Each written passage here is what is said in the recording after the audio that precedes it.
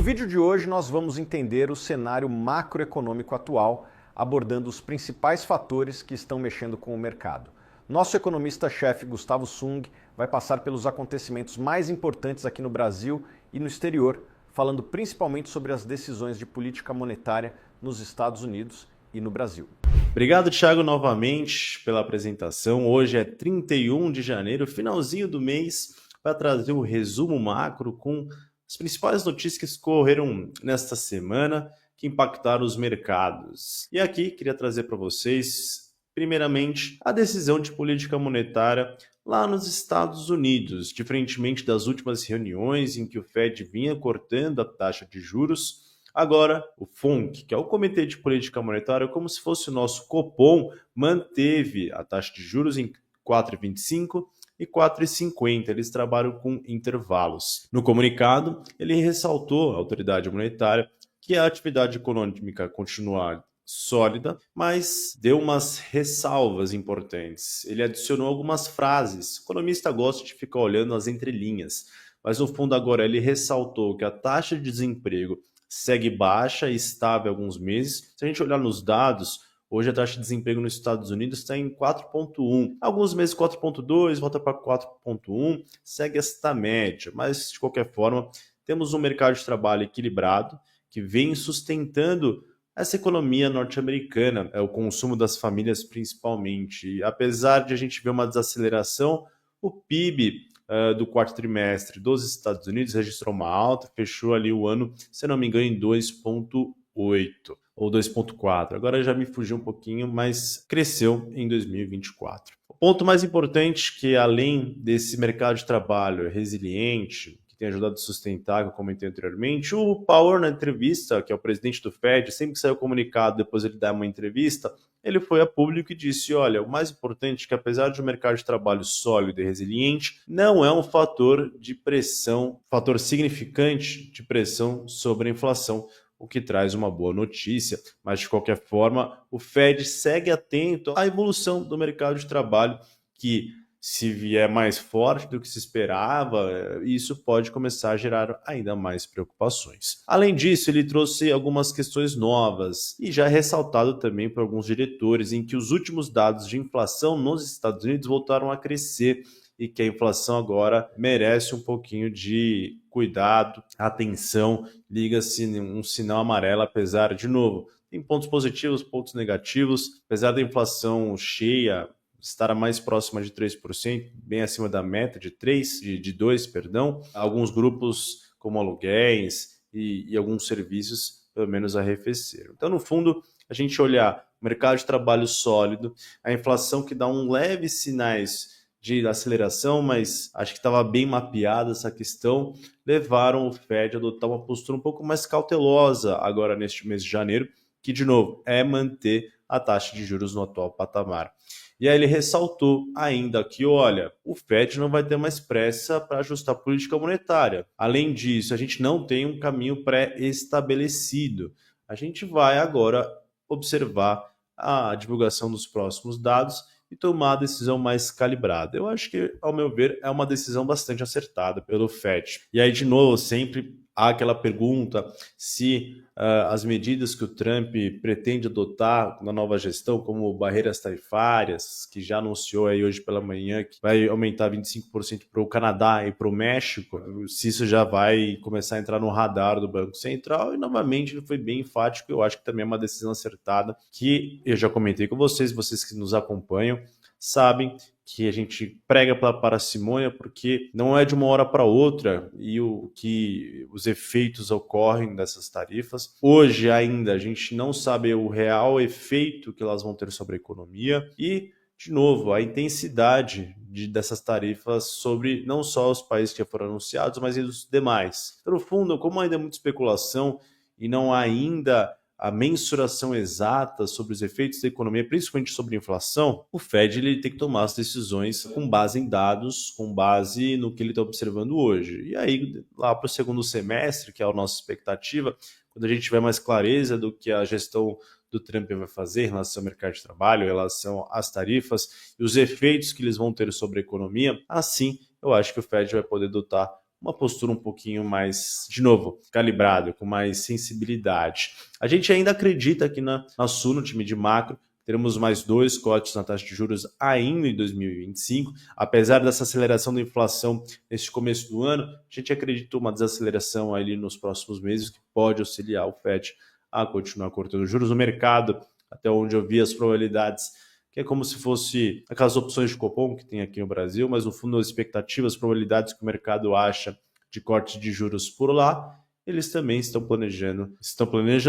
esperando 2 cortes, assim como o nosso cenário, mas eles variam quase todo dia. A gente segue aqui nessa trajetória, nesse plano de voo que a gente vem comentando com vocês. Acho que para finalizar um pouco o que ocorreu nos últimos dias, eu comentei já com vocês também, mas essa sinalização do Trump de reduzir um pouquinho a temperatura em relação a uma guerra comercial com a China, dizer numa emissora que pode realizar acordos diplomáticos para melhorar a relação, que ele pretendia, não desejaria aumentar as tarifas. Isso reduziu um pouco o estresse dos mercados, isso possibilitou que as bolsas tivessem uma performance melhor, isso possibilitou que o dólar arrefecesse, as outras moedas se fortalecessem, e aí a taxa de câmbio que a gente está observando nesses últimos dias tem muito reflexo dessa redução de temperatura vista aí nos últimos dias. Acredito que nos Estados Unidos, acho que é os pontos principais. Na zona do euro, a gente acredita também que a taxa de juros vai continuar caindo por lá. A atividade econômica está um pouquinho mais estagnada e com maior desaceleração. A inflação, de certa forma, está mais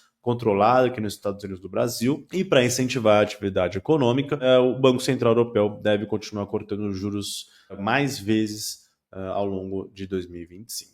Bom, eu acho que é isso, pessoal. Vamos agora passar para o Copom. Copom, aqui no Brasil, decisão de política monetária na quarta-feira, lá pelas 6h30, o comunicado trouxe que a decisão foi de uma alta de 1 ponto percentual na taxa Selic. Agora ela segue num patamar de 13,25. Mas a decisão era bem esperada, tá, pessoal? Por quê? O Copom, lá em dezembro, já tinha anunciado que ia subir a taxa de juros em 1 ponto percentual em janeiro e 1 ponto percentual em março. Então, estava todo mundo já calibrado, com as expectativas bem ancoradas para a decisão. Aí o ponto é, todo mundo estava à espera de como ia ser a primeira reunião com a nova diretoria, que agora tem a maioria indicados pelo governo, o Gabriel Galípolo, novo presidente. E, a meu ver, o comunicado seguiu muito a linha da gestão do Roberto Campos Neto, não houve grandes alterações, e eu acho que é importante para dar essa sequência institucional para o Banco Central, que tem a sua autonomia nas decisões. A decisão foi unânime, e esse é o mais importante. A minha visão do comunicado é neutro, ou seja, o tom foi neutro, não foi muito hawkish, que é aquela mais crítico com a inflação, mas também não foi muito dovish, que no fundo é mais leniente, é um tom bem mais suave em relação ao cenário inflacionário. Ele continuou citando as principais preocupações que estão no cenário do Banco Central, balanço de risco, questão fiscal, inflação subjacente, que são no fundo aquelas medidas que são mais sensíveis ao ciclo econômico. Falou de questão da atividade econômica, do mercado de trabalho, que saiu dado hoje pela manhã, que a taxa de desemprego 6,6 é o menor ainda da história por mês, para fechar o ano. Esse mercado de trabalho aquecido, ele exerce uma pressão sobre o preço de serviços, e isso foi comentado pelo Banco Central, que já vinha ressaltando isso nos últimos comunicados, então não houve nenhuma grande novidade. Por que eu vejo um tom mais neutro? Primeiramente, ele retirou algumas palavras importantes, que eu acho que dava uma sensibilidade de um tom mais duro, porque ele vinha ressaltando no comunicado, por exemplo, que a política monetária precisaria ser ainda mais contracionista, e ele retirou uma palavrinha ali, o ainda, que no fundo dava um peso maior para a escalada de juros para controlar um cenário inflacionário que vem se deteriorando. Outro ponto importante que eu acho que ele deixou de mencionar é que se a gente olhar os últimos dados de inflação, a gente nota uma aceleração de alguns grupos importantes. Por exemplo, nos últimos meses, principalmente novembro e dezembro, até saiu o IPCA 15 de janeiro, preço de serviços subjacentes, que no fundo você pega aqueles preços do grupo de serviços, né, que tem mais sensibilidade. Você retira, por exemplo, questões de passagens aéreas, porque é muito volátil. Você pega serviços intensivos de mão de obra, Você pega bens industriais que já começam a captar e o custo cambial, o custo do câmbio mais desvalorizado, que está já sendo repassado. A gente pegar a média dos núcleos, que de novo é aquela métrica para pegar a melhor tendência dos preços, ela está acelerando, tanto no mensal quanto no acumulado dos últimos 12 meses e também na média móvel de 3 meses, anualizado com ajuste sazonal, que é uma... O economista gosta de ficar olhando médias móveis para capturar melhor a tendência. E no fundo, quando a gente observa todos esses grupos que são importantes, se deterioraram, pioraram, aceleraram nos últimos meses. E é por isso que o Banco Central ele não citou isso, e eu acho que deveria estar no comunicado diante de projeções cada vez mais subindo. A nossa, a gente estava em 4,8 há um mês atrás, e a gente já tinha revisado para 5,6. Diversos players do mercado já encontram uma inflação de 6% para este ano. Eu acho que o Banco Central tinha que olhar tinha que sinalizar uma maior preocupação com isso. Então, esses dois pontos que eu comentei anteriormente, vem um pouco mais dovish. Em relação a uma coisa mais hawkish, uma coisa que não se tinha citado há muito tempo no comunicado, e acho que é a primeira vez que eu vejo, é que o Banco Central colocou agora a questão da trajetória e sustentabilidade da dívida pública. E no fundo ele cita ali, há uma preocupação da percepção dos agentes em relação à trajetória da dívida pública, isso tem afetado os ativos financeiros. Ele retirou outra parte ali importante, mas no fundo é a primeira vez que ele cita essa questão, porque de novo o mercado e os investidores, economistas estão preocupados com a trajetória da dívida. E o Banco Central colocar essa questão lá, ao meu ver, não é só por conta da percepção dos agentes. O Banco Central também olha essa variável importante e nota que pode ter um trabalho mais difícil à frente.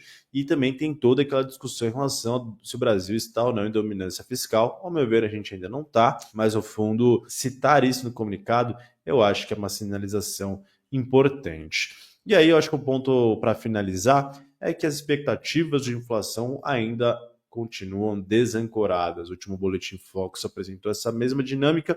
O Banco Central ressaltou isso no seu comunicado e eu acho que é o maior incômodo que eles têm hoje no seu cenário. E eu sempre comento, pessoal, por que as expectativas de inflação são importantes? Porque dois pontos. Primeiro, porque você subir os juros hoje não vai impactar a inflação de hoje. Ele vai impactar a inflação dos próximos meses, porque os juros têm uma defasagem temporal. Logo, a gente tem aquele horizonte relevante, que é quando os juros começam a impactar realmente a economia real, que são de 6 a 18 meses. Então, no fundo, o Banco Central não tem que olhar a inflação de hoje, ele está também preocupado com a inflação futura. É claro que de hoje é importante, mas ele também está mais preocupado com os preços nos próximos anos. E quando a gente nota e olha pelo boletim Focus, elas estão subindo semana a semana, se distanciando da meta de inflação de 3%.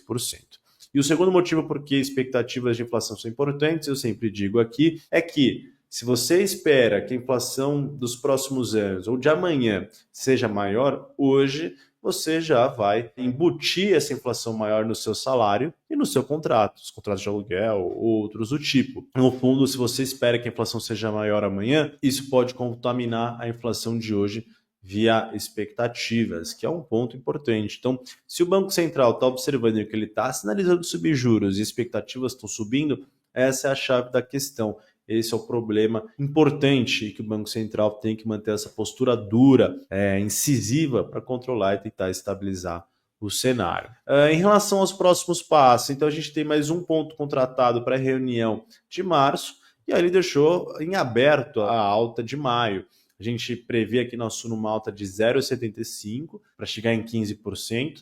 O Banco Central deixou aberto, que eu acho que a decisão correta, ele não precisa contratar nada agora, ele tem que observar os próximos dados, a evolução da economia, se teremos uma desaceleração já ou não da atividade econômica no primeiro semestre, primeiro trimestre, né, porque tem esses dados até lá. Então, no fundo, o Banco Central ganha tempo e mais flexibilidade, famoso graus de liberdade para tomar uma decisão mais acertada. No fundo, eu acredito que foi a decisão correta. E, de novo, aqui na Suno, a gente está com uma projeção de 1 ponto em março, 0,75 em maio, fechamos em 15, em junho dá um 0,25, fechamos em 15,25. Ficamos nesse patamar até o final do ano e só no primeiro trimestre do ano que vem, a depender das coisas, depender da evolução da economia brasileira, dos ruídos políticos, risco fiscal, expectativas de inflação, atividade econômica, cenário internacional, a gente entende com as melhores informações que hoje nós temos que é possível cortar juros lá em 2026, no primeiro trimestre. que eu acho que vai ser o importante. Mas, de novo, tem muita coisa ainda para ocorrer. Eu acho que esses foram os 2 pontos principais. Se você quiser saber mais, eu fiz uma live com o professor Boaroni, ali no canal dele, sobre o impacto da Selic nos FIIs. A gente fez outras discussões. E aí o professor Boaroni me convidou para ter um quadro agora no canal dele, às segundas-feiras, meio-dia, uns 10 minutinhos, que nem eu faço com vocês aqui. Lá eu entrarei ao vivo para comentar o Boletim Focus, calendário da semana, também abrir a curva de juros. A gente tem aqui uma plataforma bastante interessante que a gente pode conversar melhor sobre economia, fundo imobiliário, e pedir no pessoal para vocês, se quiserem, batizar o nome do canal ali nos comentários, o melhor nome. A gente vai tentar chamar o ganhador ali para uma live conjunta. Então, pessoal, obrigado aí por toda a atenção. Bom final de semana e eu vejo vocês na semana que vem.